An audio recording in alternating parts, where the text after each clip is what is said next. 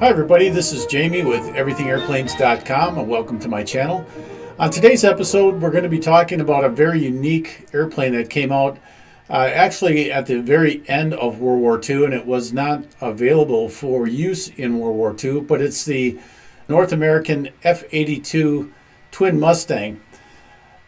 Towards the end of World War II, it became evident that the P-51 Mustangs that were currently in use did not have the range or the speed to keep up with the latest version of the Boeing B-29 bomber that the U.S. Air Force was using to conduct its missions on the mainland Japan.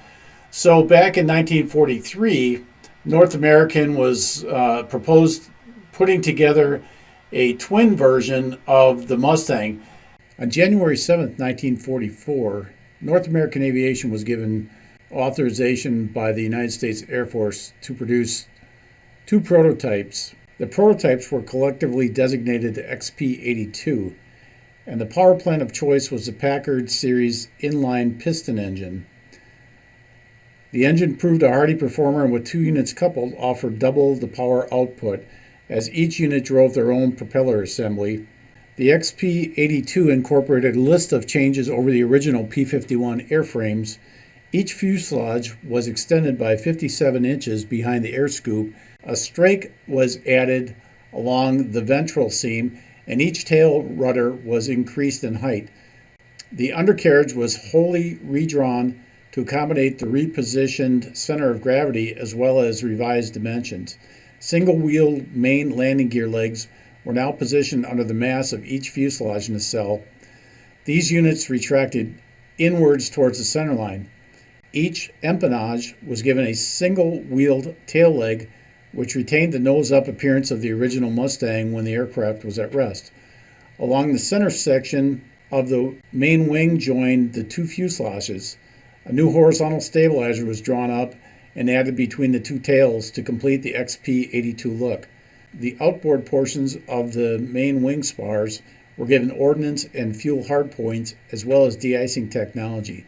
The center wing section held a flap. In the case of standard armament, it was decided to concentrate 6 50 caliber Browning heavy machine guns along the center joining wingspan.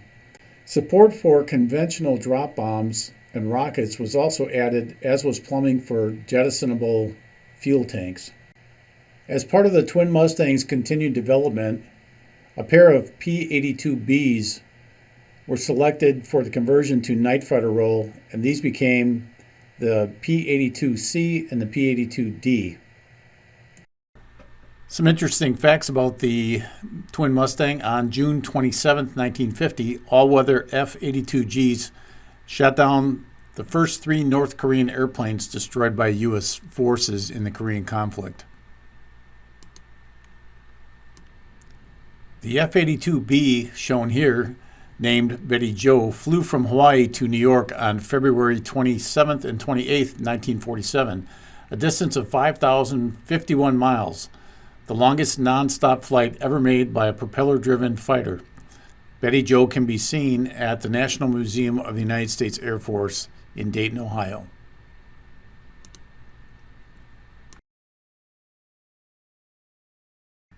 I consider myself very fortunate to have been able to see the North American XP-82 up close and personal at Oshkosh a few years ago.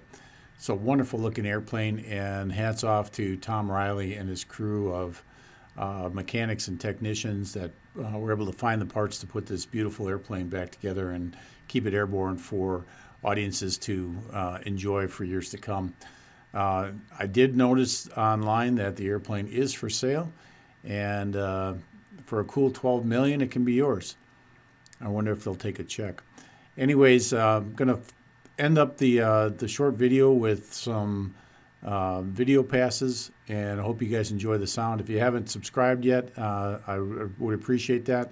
You can go to my website and see more information, www.everythingairplanes.com. And this is Jamie with Everything Airplanes signing off. Thanks.